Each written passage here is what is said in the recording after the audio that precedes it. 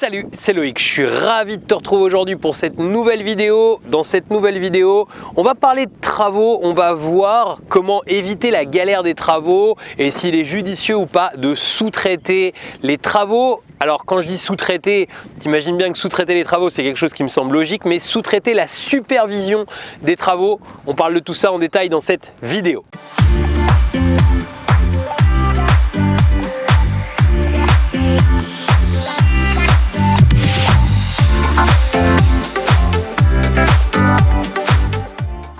Juste avant de démarrer, je vais t'inviter à t'abonner à cette chaîne, à rejoindre des milliers d'investisseurs qui l'ont déjà fait. Pour ça, tu as juste besoin de cliquer sur le bouton s'abonner qui est apparu dans la vidéo ou bien juste en dessous de la vidéo. Et surtout, n'oublie pas la petite cloche si tu veux être prévenu à chaque fois que je publie une nouvelle vidéo. Je t'ai mis aussi un lien vers le guide de l'investissement. Tu le trouveras avec le petit comme info. C'est ce guide PDF qui te permet de pouvoir démarrer sereinement des investissements rentables. Alors concrètement, on me pose très souvent des questions sur les travaux. Est-ce qu'il faut sous-traiter les travaux? Est-ce qu'il ne faut pas sous-traiter les travaux? Alors je ne vais pas rentrer dans cette polémique parce que pour moi la question elle est vraiment claire, nette, précise. Vu les économies d'impôts qu'on a, vu les avantages fiscaux qu'on a et vu le temps qu'il y a à passer sur des travaux, eh bien pour moi les travaux ça se sous-traite quoi qu'il arrive. Et même si tu es artisan, tu es mieux à la limite de t'entraider avec un autre artisan et de lui payer les travaux et qu'il t'en paye d'autres sur ta société plutôt que de faire les travaux et de te retrouver dans une situation où très rapidement tu vas être très imposé. Voilà, ça il n'y a pas de polémique là-dessus. D'ailleurs si tu es entrepreneur et si tu fais partie de mes programmes, n'hésite pas à nous questionner un petit peu. On avait fait déjà des choses dans les programmes où on expliquait un petit peu comment optimiser tout ça, mais en tout cas ce qui est sûr c'est qu'il te faudra des factures pour tes travaux. Alors la question elle n'est pas là, la question elle est surtout sur la sous-traitance et sur un petit peu la peur d'investir. Moi c'est quelque chose que j'ai souvent, les travaux c'est souvent une excuse que beaucoup de gens ont tendance à utiliser pour ne pas passer à l'action et se dire oh, il faut pas que je trouve un truc avec des travaux, ça abuse, vaut mieux que je trouve un truc avec des locataires en place. D'ailleurs si c'est un sujet qui t'intéresse, mets-le moi dans les commentaires et on parlera justement du fait d'investir avec des locataires en place. Ça paraît des fois être vraiment la bonne solution, mais tu verras si on fait une vidéo là-dessus qu'il y a pas mal de cas et que j'ai des vraies histoires où ça n'a pas été justement très positif, et pour moi je préfère acheter nu. Là d'ailleurs je viens de signer pour un lot de plusieurs maisons. Je peux te dire que j'ai préféré acheter nu, j'ai réussi à faire vider, j'étais hyper content d'acheter nu. Bref, c'était une parenthèse, mais c'est juste pour te dire que les travaux c'est un bon moyen de faire de l'argent, c'est un bon moyen d'apporter une plus-value à un bien, d'apporter une plus-value à un produit qu'on va acheter et donc de gagner de l'argent, parce que souvent quand il y a beaucoup de travaux dans un bien, c'est un problème pour son propriétaire.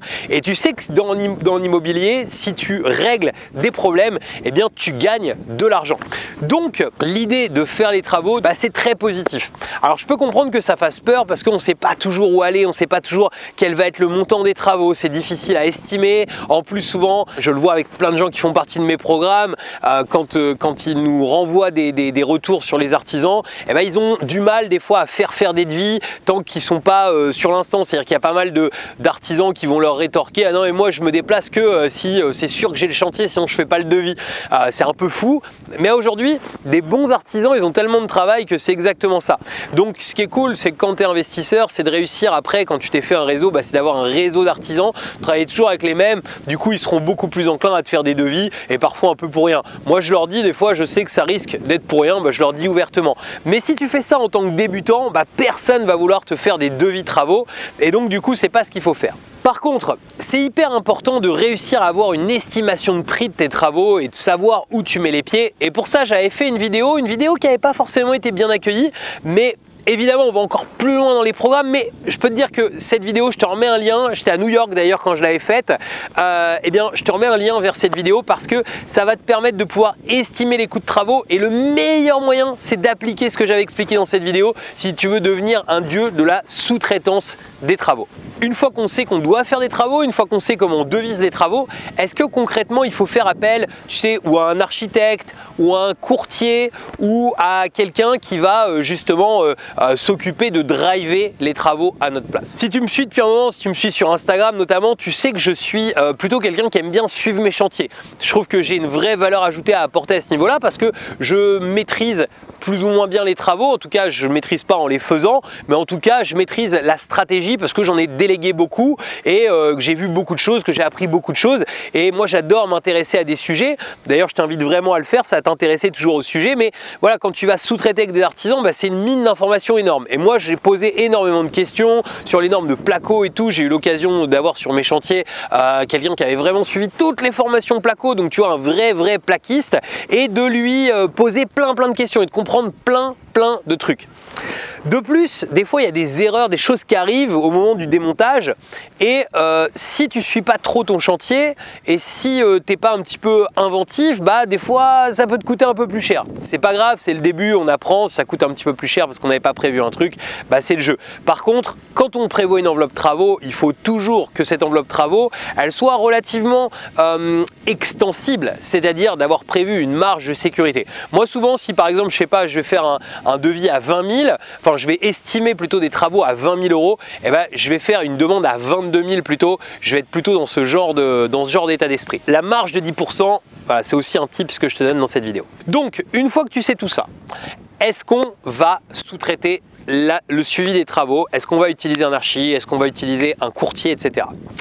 Moi je te conseille plutôt de suivre tes travaux toi-même, à part si c'est des travaux importants, c'est-à-dire si tu as réellement, je sais pas, des démolitions importantes, des reconstructions importantes, évidemment, là on va choisir un architecte, on va pas faire n'importe quoi.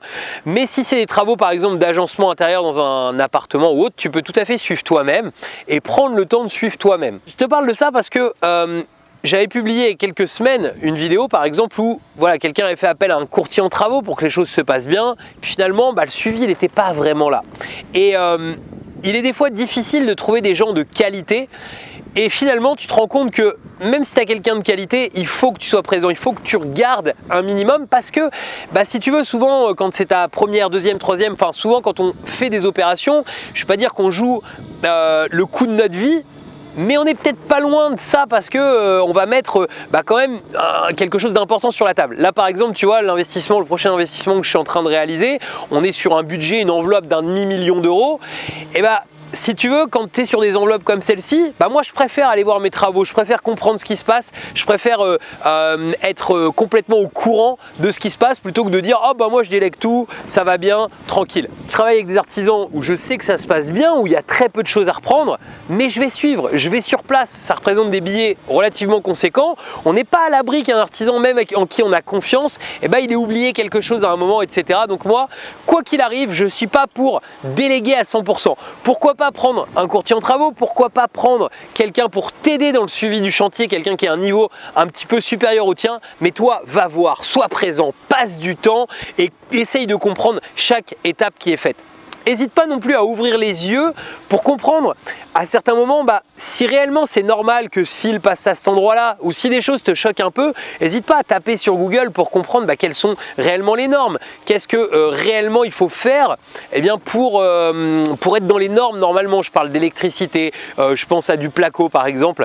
Si tu as des rails qui te semblent très espacés, c'est pas normal. Il y a des cotes pour tout ça, il y a des normes pour tout ça. Donc c'est important de quand même t'intéresser si tu veux devenir en tout cas relativement professionnel, si tu as envie de réellement faire de l'argent avec l'IMO, c'est important. On s'engage quand même sur des sommes, sur des crédits qui sont assez conséquents, donc l'important c'est vraiment pour moi en tout cas, de s'intéresser, d'aller au maximum. C'est pour ça que je pousse toujours d'ailleurs dans les programmes que je propose, la partie travaux, etc. J'engage vraiment les gens, je donne pas des règles toutes faites de dire t'inquiète, pour 500 € du mètre carré, tu vas pouvoir faire ça. Ça c'est des conneries, il faut pas appliquer ça, il faut vraiment te faire tes règles de calcul à toi. Voilà, bref, j'espère que cette vidéo te permettra de mieux répondre à la question est-ce que il faut utiliser quelqu'un pour suivre les travaux à notre place. Si tu n'es pas d'accord avec moi, mets-le dans les commentaires. Si tu es d'accord avec moi aussi, et surtout aussi, mets-nous comment toi tu fais pour tes chantiers, comment est-ce que tu fais pour tes devis travaux. Est-ce que tu payes quelqu'un pour suivre tes travaux ou est-ce que c'est toi directement qui les suis personnellement?